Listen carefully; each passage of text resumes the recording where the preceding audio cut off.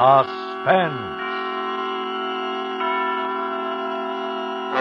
Tonight brings you Vamp Till Dead, a suspense play starring Miss Ginger Rogers. And now, with Vamp Till Dead and the performance of Miss Ginger Rogers, hopes once again to keep you in suspense.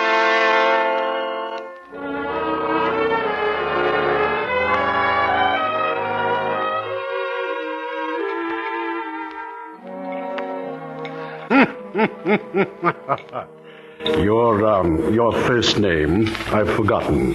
What did you say it was? Amy, Mr. Gentry. Amy Watkins. Amy. Yes. And are you a good secretary, Amy? Why, you have all of my recommendations, Mr. Gentry. I mailed them to you a week ago. Oh, yes. To be sure, I must have looked at them or I wouldn't have hired you and had you come all the way from New York now, would I? You never worked for a writer. You think you'll like it here in this big house working for me? I hope so, sir. Sir. Sir. That's very good. Did that politeness come from some secretarial school, or perhaps your dear old mother taught it to you? No, I know, sir. Never mind, Amy. As soon as we finish eating, you may unpack, write whoever you have to write, and explain that you are safely here. We start work first thing in the morning. I'll attend to all that, Mr. Gentry. What do you think of me? I beg your pardon? Me? How do I strike you? What am I? A gentle person, a wit, a profound talent, a buffoon? Tell me, Amy. I'd be interested in your opinion. Well, I've only known you half an hour, Mr. Gentry. Then I'll tell you I'm a writer. Amy, do you know what it means to have 1,000,000 words inside of you and not be able to let them out? No, sir. It's an utter horror, and that's the way it's been with me for almost a year. But now I'm ready to go back to work again and release those 1,000,000 words. To take them down, that'll be your job. I'll do my best, Mr. Gentry. It's not going to be easy, very demanding, Amy. That's why I'm paying you a good salary. I'll make you work when it's working time. I understand, Mr. Gentry. Sometimes I feel like working, and sometimes I don't, and sometimes I like carnations on the dinner table, Amy. Very hard to get. Shipping problems in winter like this. Delicate, fragile things. Yes, they are. But they're my favorite flower. The cook's name is Jenny. She'll help you find your way around the house. And for heaven's sake, call me Paul, not Mr. Gentry. Yes, Paul. Oh, that's better. I suppose you're tired. Yes, I am. It was a terribly long trip. You can find your way to your room. Wait a moment, Amy. Wait. First time I've had a good look at you. Can't see by candlelight over a dinner table. Tilt your head toward the lamp. I want to see your face more clearly. But don't. Do as I say. You're trembling as I touch your face, Amy. You're frightened. Oh, no, I'm not. I'm not at all. At this instant, you can't decide whether or not I'm a madman. You must need this job very badly. I want to work for you. I have an invalid father. I'm not interested in your problems. Don't tell them to me. Amy, it's an assistance to me if people adjust to new situations as quickly as possible. Have you heard about my wife? No, sir. I haven't. Well, you will, so I'll tell you. People around here say I killed Mrs. Gentry.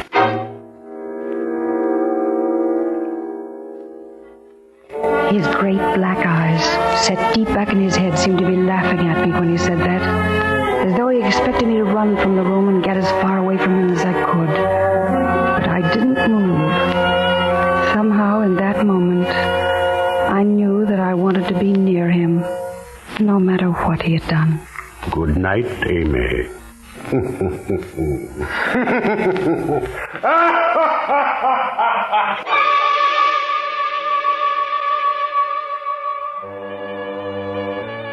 I went upstairs to my room. I could still hear laughter even after I closed the door. And then, finally it stopped. And I was lying across my bed when I was aware that someone was standing beside me. He's like that, child. You mustn't mind him. What? It's his way. A way you'll come to know and understand if you remain here and work for him. I'm Jenny the cook. Oh, yes.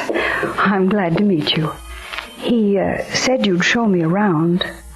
Somehow I didn't imagine you'd be like this. Oh, my dear. Well, I find more satisfactory inspiration in serving meals for a fine writer like Paul Gentry than I ever found in the 23 years I taught a high school English class. Jenny, I'm going to like you. Don't let him upset you. He really doesn't mean it. He can be as gentle as he is harsh. No one really understands him. Did Mrs. Gentry understand him? No, she didn't. She never made an attempt. There's a question in your eyes, Amy. Was she murdered? Yes. In that little guest cottage down by the bridge. You can see it from this window. There? It seems so still and quiet, Jenny. It's hard to realize. Yes. Happened almost a year ago. I served dinner that night. They argued over something trivial, the flowers on the table. Mrs. Gentry ran from the house. A few minutes later, I could hear her playing the piano from that cottage. Some little tune that always infuriated him. The next morning, her body was found slumped over the piano. Her neck was broken. That's all. Thank you for telling me about it, Jenny. There was no evidence against Mr. Gentry. No proof. Only hearsay and talk. I see. You'll hear that talk from time to time, Evie. Will it disturb you? No, I don't think so. Strange. What? Your appearance, my dear. It's really quite remarkable how much you resemble Isabel Gentry.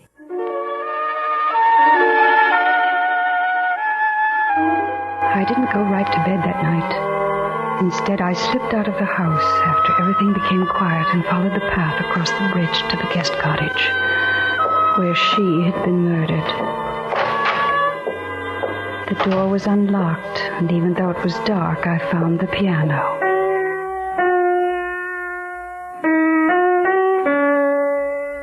As I played, I wondered how much of Paul Gentry I might have understood if I had been Isabel.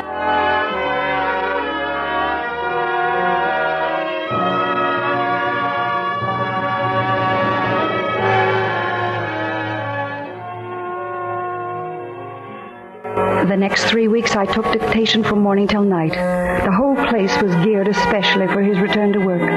Jenny seemed to be everywhere, bringing in meals at all hours, slipping in and out of rooms silently so as not to disturb anyone. And then one afternoon, when I walked into his study, there was another man standing there beside Paul. Oh, Amy.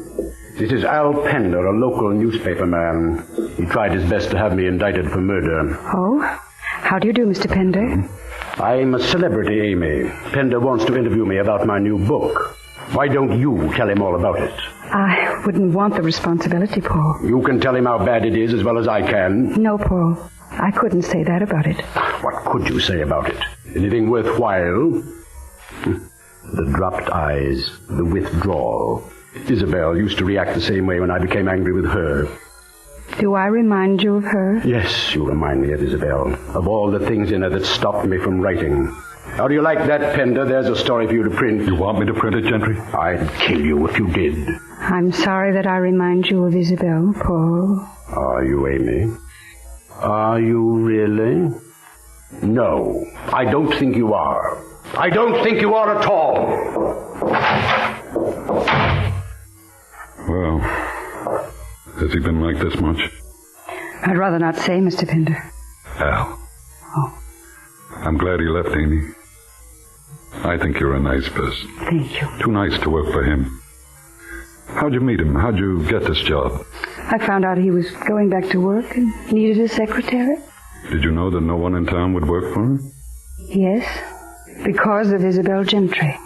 And still you came here? Yes. He killed her. Everyone knows it. It was never proved. No, because of a technicality. I watched him here with you. He looked at you the same way he used to look at Isabel, with that fury in his eyes. I know that. And there's a reason. At times, Amy, you look a great deal like her. That means you're in danger as long as you're around him. He's a madman. He might actually think of you as Isabel. I want him to think of me as Isabel in every way possible, every day, every minute. There must be some way to prove he killed her. Who are you? I'm Isabel Gentry's sister.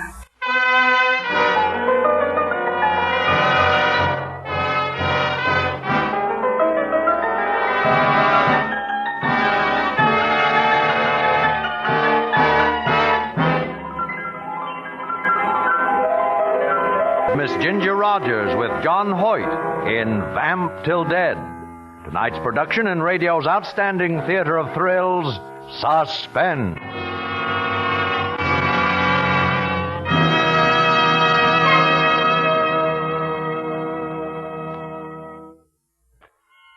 And now brings back to our Hollywood soundstage Miss Ginger Rogers in Elliott Lewis's production of Vamp Till Dead. A tale well calculated to keep you in suspense.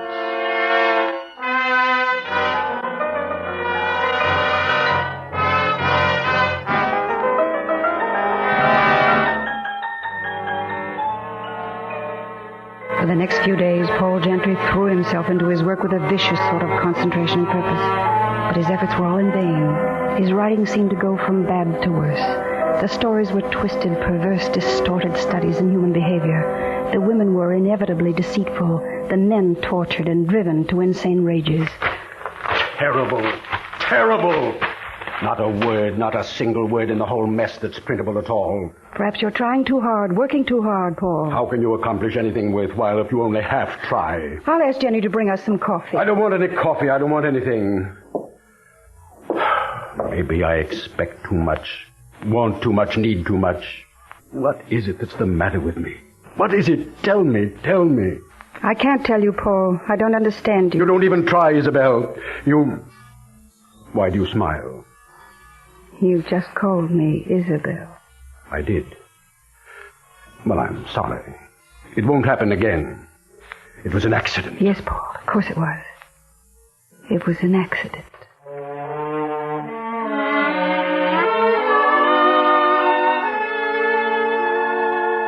For the first time since I had met him, Paul Gentry was confused, and it was the confusion I had been hoping for. I began to do everything the way I had remembered Isabel. I wore her favorite perfume. I held my head to one side and smiled the way she used to. I started dropping her expressions in my speech. I wasn't sure all the time whether I was torturing him or he was torturing himself. But unconsciously, he began to think of me as Isabel. Even Jenny noticed it.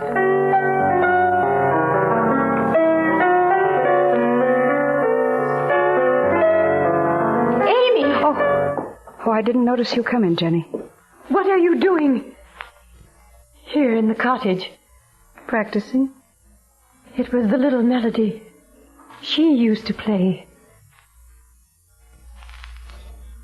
He's been calling you by her name, hasn't he? No, it's probably because his mind is on his work, and an old habit is difficult to break. And you're not thinking about it. You fixed your hair the way she used to wear it. Have I? I often put it up like this. Do you think my hair would really bother him, Jenny? Oh, it's hard to tell. The poor man. She was such a part of his life. I guess he can't quite give her up even yet. Oh, maybe it'd be better if he didn't even try. A memory is sometimes a wonderful thing. Not hers.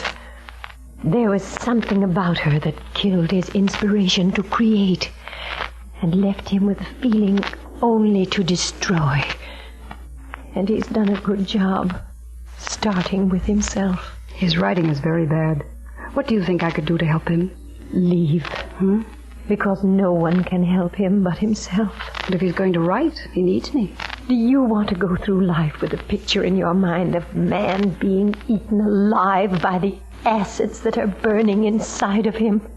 Jenny, why do you stay? Oh, I'm like his desk or the chair he sits on, just a piece of furniture doing a job. He doesn't think about me one way or the other.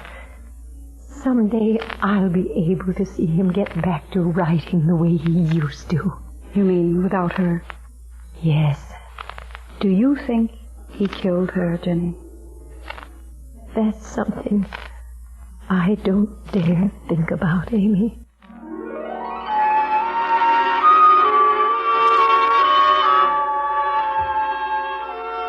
I thought about it. In the days that followed, Paul's work went from bad to worse, and so did his temper. He was unmanageable most of the time. Then his headaches finally came upon him and couldn't work for hours at a time. He would sit in his chair, drinking and staring at me. Just staring, staring, staring. Sometimes I expected him to leap out of his chair and beat me to death. And other times I was afraid he was going to fall on his knees and throw his arms around me, begging forgiveness. I knew he was almost ready to break the day he went into a rage and started throwing things around his study. I left the house and walked down to the bridge.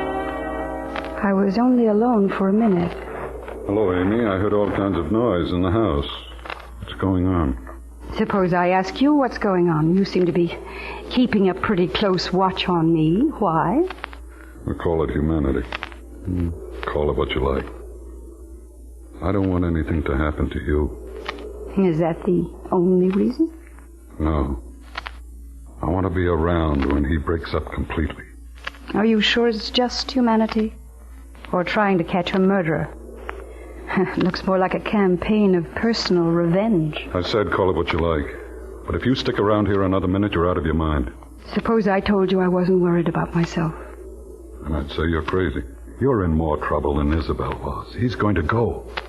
And when he goes, nothing or nobody around him is going to be safe. Al, I'm going to tell you something. Isabel used to write to me, and she was pretty frank. She told me about a newspaper man she was interested in. Could you be that newspaper man? How many of them do you think there are in this town? Is it because you loved Isabel that you want to see her murderer caught?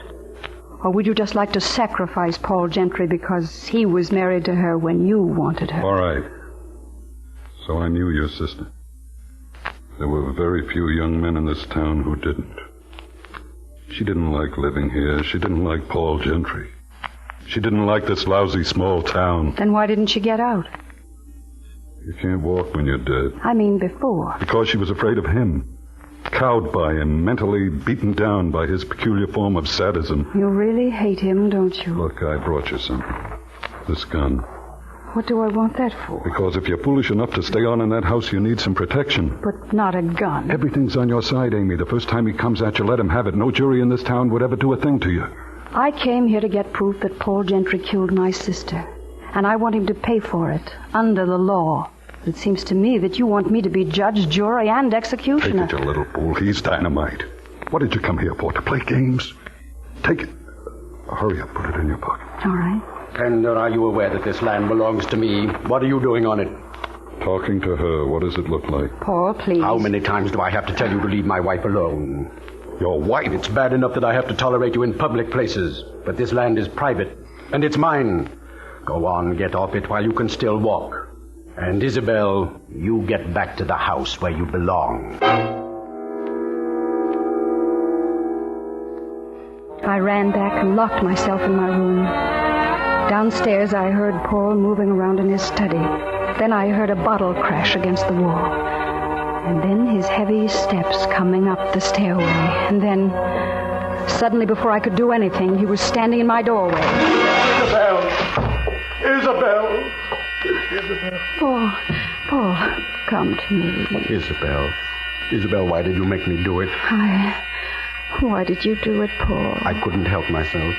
It was those men all the time, especially Amy. Isabel's dead.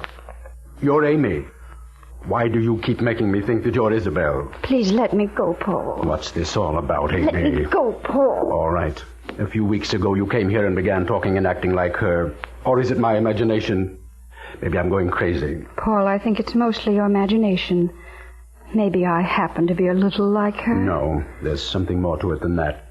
Something I can't figure out. Something in the air or inside of me. I don't know what it is. But I do know one thing. Another week of this and... Amy, why don't you leave here while it's safe? I think it is safe, Paul. You weren't afraid of me the way you were that first night. You weren't afraid of what I might do to you. No, Paul, I'm not afraid. If you really want me to go, I will. I'd rather stay. I want to be close to you. Closer to you than anybody in this world has ever been. I don't want you to go, Amy. Ever. I love you. I know. You love me the same way you once loved her. Isn't that so? Yes, Amy, that's so. And I want you to marry me. Of course, Paul. Of course. I've always wanted to be your wife. Amy. Amy.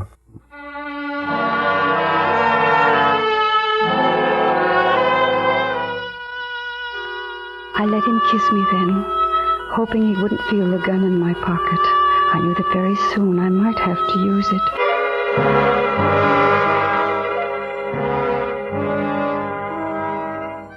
The next evening, when we came back from the Wedding License Bureau, he planned a wonderful dinner for two. The table was beautiful with candles and flowers and expensive silver. When I walked into the dining room, I was dressed in the perfect image of my sister, as I remembered her. Isabel, you never look more beautiful. Thank you, Paul. Your chair. Thank you. We're having roast mallard duck. I shot them myself and kept them in the deep freeze. Are you ready for dinner, Mr. Gentry? Yes, Jenny. Yes, sir. Oh, Jenny, use the large soup bowls, please, for Isabel. I understand, sir. I know you prefer them, darling. Yes.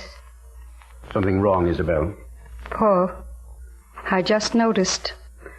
You have carnations on the table. Why, yes.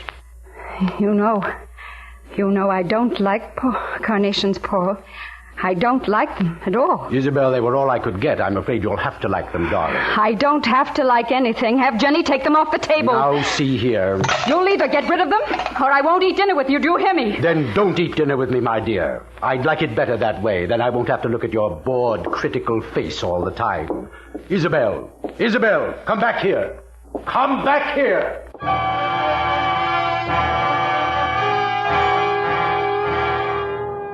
I rushed out the door and down toward the cottage.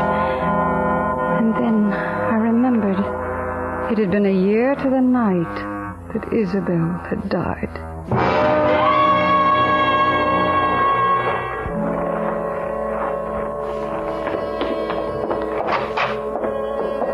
And then I was in the cottage where it had happened, sitting at the piano, playing her tune.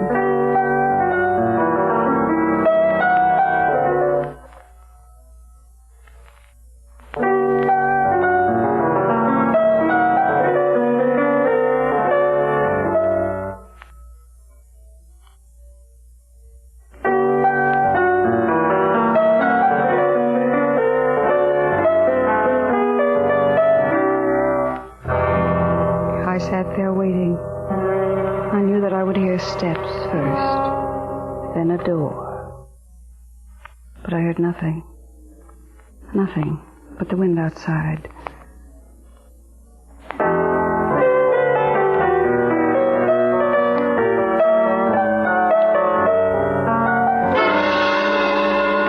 And then I heard the steps. You! Oh, no! Don't!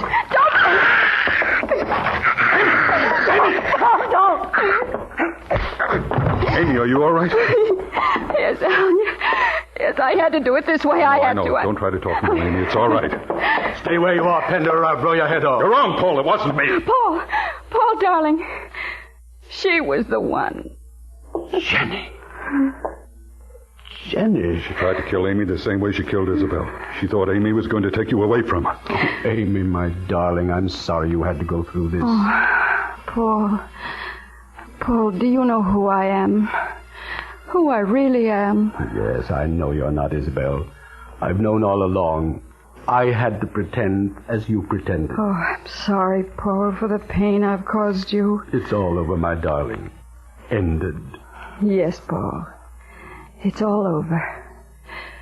Isabel is truly dead.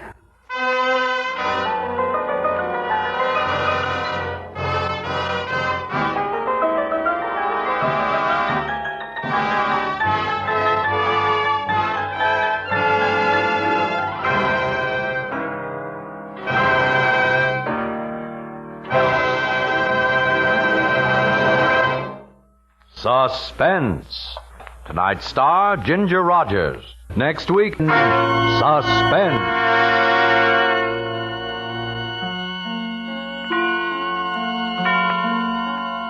Suspense is produced and directed by Elliott Lewis, with music composed by Lucien Morawek and conducted by Lud Gluskin. Vamp Till Dead was written for Suspense by E. Jack Newman and John Michael Hayes. Included in tonight's cast were John Hoyt, Jeanette Nolan, and Ed Max.